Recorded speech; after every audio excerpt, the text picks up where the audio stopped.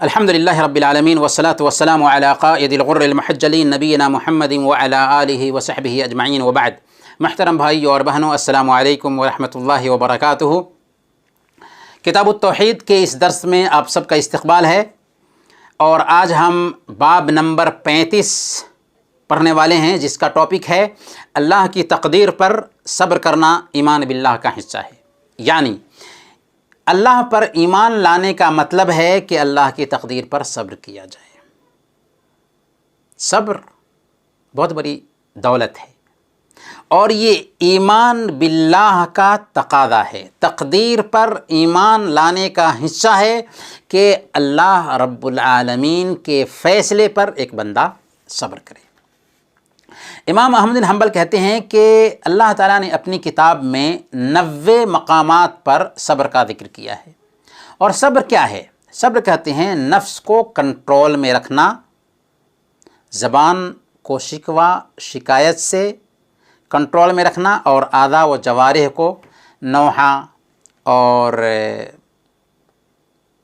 گریبان چاک کرنے وغیرہ سے کنٹرول میں رکھنا۔ گویا کہ نفس پر کنٹرول رکھنا ہی صبر ہے۔ اللہ تعالیٰ فرماتا ہے وَمَن يُؤْمِن بِاللَّهِ يَهْدِ قَلْبَهُ وَاللَّهُ بِكُلِّ شَيْءٍ عَلِيمٌ۔ سورہ التغابن آیت نمبر 11۔ وَمَن يُؤْمِن بِاللَّهِ يَهْدِ قَلْبَهُ وَاللَّهُ بِكُلِّ شَيْءٍ عَلِيمٌ۔ جو کوئی بھی اللہ پر ایمان لاتا ہے، اللہ اس کے دل کو ہدایت بخشتا ہے، اور اللہ ہر چیز سے باخبر ہے۔ جو اللہ پر ایمان لاتا ہے کا مطلب یعنی جو مصیبت پر صبر کرتا ہے۔ اس آیت کی تفسیر میں حضرت علقمہ رحمۃ اللہ علیہ فرماتے ہیں کہ اس سے مراد ایسا شخص ہے جسے کوئی تکلیف پہنچے تو وہ یہ سمجھے کہ یہ اللہ تعالیٰ کی طرف سے ہے، چنانچہ وہ اس پر راضی ہو جائے اور دل سے اس کو تسلیم کر لے کہ اللہ تعالیٰ کی طرف سے یہ پریشانی آئی ہے، تو ہم اس کو تسلیم کرتے ہیں اور اس سے راضی ہو۔ یہ ہے اس آیت کا مفہوم۔ اور صبر بنیادی طور پر 3 طرح کا ہوتا ہے: اطاعت پر صبر کرنا، معصیت پر صبر کرنا۔ اطاعت کا صبر یعنی اللہ تعالیٰ نے جن کاموں کا حکم دیا ہے، اس کے رسول نے جن کاموں کا حکم دیا، اس کی بجاوری میں پریشانی آتی ہے تو اس میں بھی صبر کرنا۔ اور معصیت پر صبر یعنی اللہ تعالیٰ نے جن کاموں سے روک دیا ہے، اس کے نبی نے جن کاموں سے روک دیا ہے، اس سے اپنے آپ کو روک لینے میں بھی پریشانی آتی ہے، اس پر بھی صبر کرنا۔ تو اطاعت پر صبر کرنا، اور معصیت پر صبر کرنا، اور اللہ تعالیٰ نے جو تقدیر میں لکھا ہے اس پر بھی صبر کرنا۔ گویا کہ صبر کی 3 قسمیں ہوئیں۔ آگے کی حدیث ہم دیکھتے ہیں، صحیح مسلم کی روایت ہے، حضرت ابو ہریرہ رضی اللہ تعالیٰ عنہ بیان کرتے ہیں کہ اللہ کے نبی صلی اللہ علیہ وسلم نے ارشاد فرمایا اثنتان فی الناس ہما بہم کفر۔ لوگوں میں 2 باتیں کفر کی ہیں، یعنی 2 باتیں ایسی ہیں جو کفر کی بقایا ہیں، زمانے جاہلیت کی باتیں ہیں، کفر کی باتیں ہیں۔ الطعن فی النسب والنیاحۃ علی المیت۔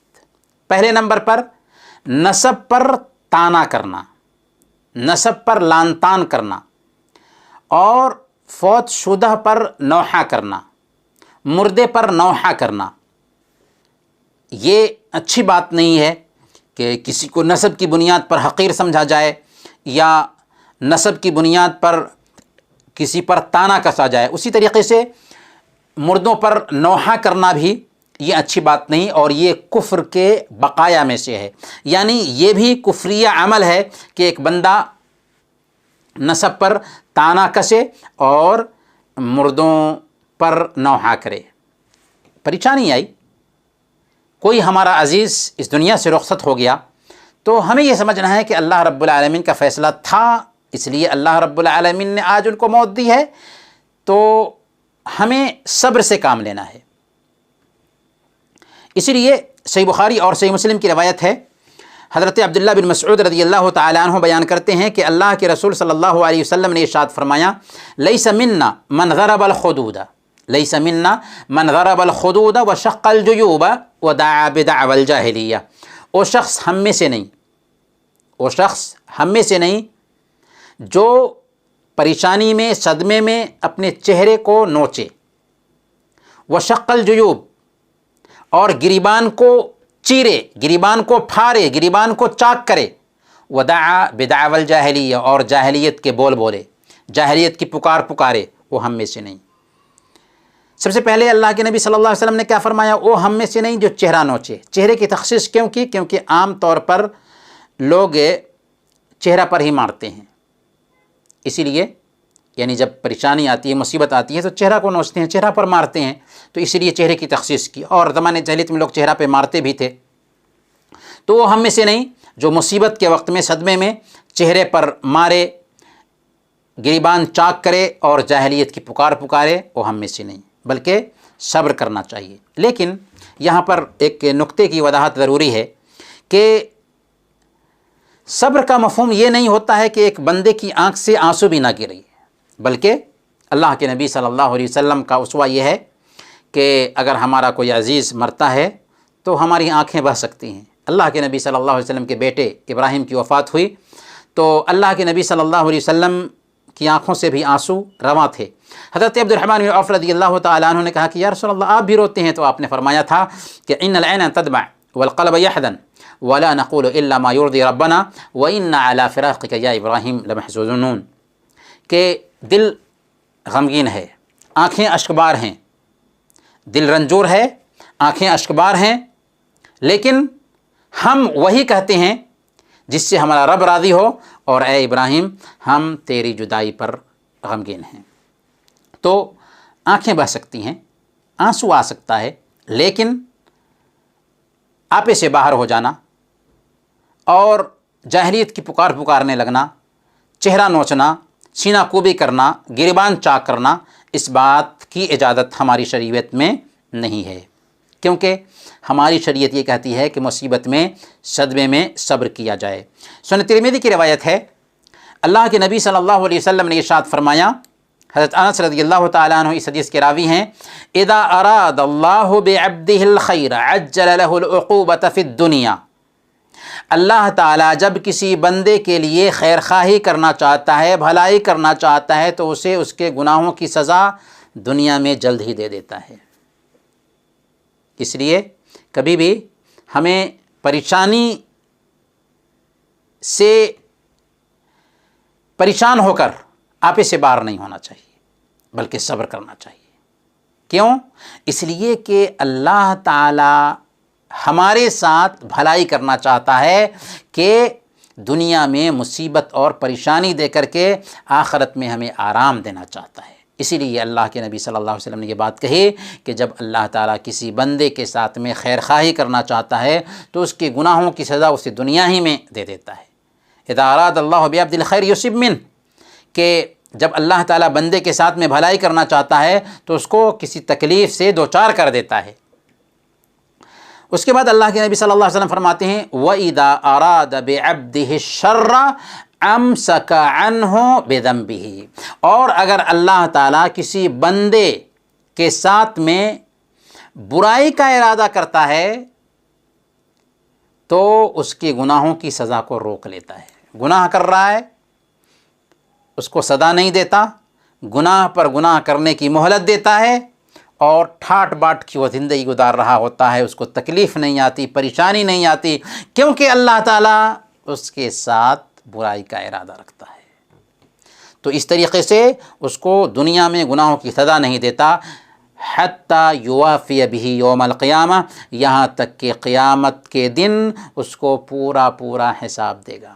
بہت سارے لوگ دنیا میں جب پریشانی آتی ہے تو یہ سوچتے ہیں کہ اللہ تعالیٰ ظالموں کو سزا کیوں نہیں دیتا؟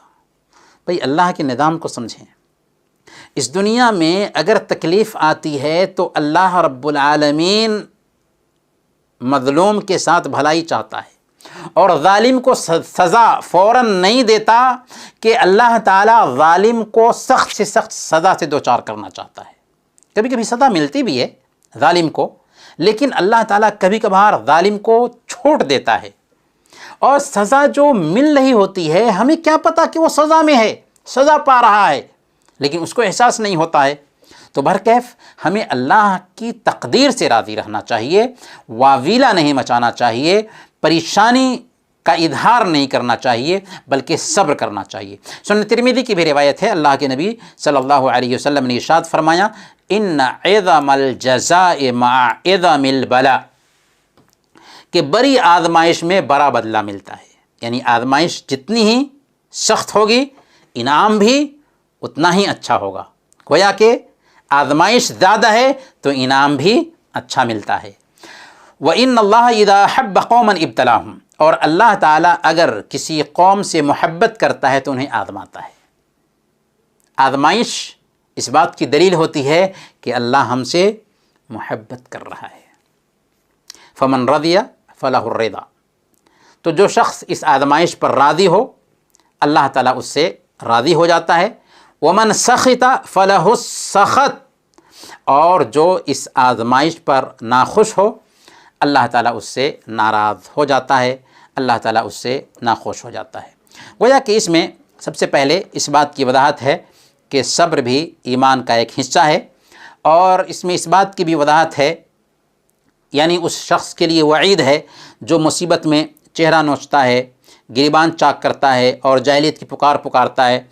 اسی طریقے سے اللہ تعالیٰ جس بندے سے محبت کرتا ہے اس بندے کو ہی آزمائش سے دوچار کرتا ہے، اس لیے مصیبت میں، پریشانی میں اللہ کے فیصلے سے راضی رہنا چاہیے، صبر کا دامن تھامے رہنا چاہیے، صبر و شکیبائی سے کام لینا چاہیے، واویلا نہیں مچانا چاہیے، چیں بجبیں نہیں ہونا چاہیے، کیونکہ یہ ایمان کی شان کے خلاف ہے۔ انہی چند کلمات کے ساتھ ہم آج کا درس ختم کرتے ہیں، اگلے درس میں انشاءاللہ پھر ملیں گے، تب تک کے لیے اجازت دیجیے۔ وصلی اللہ علی نبینا محمد وعلی آلہ وصحبہ اجمعین۔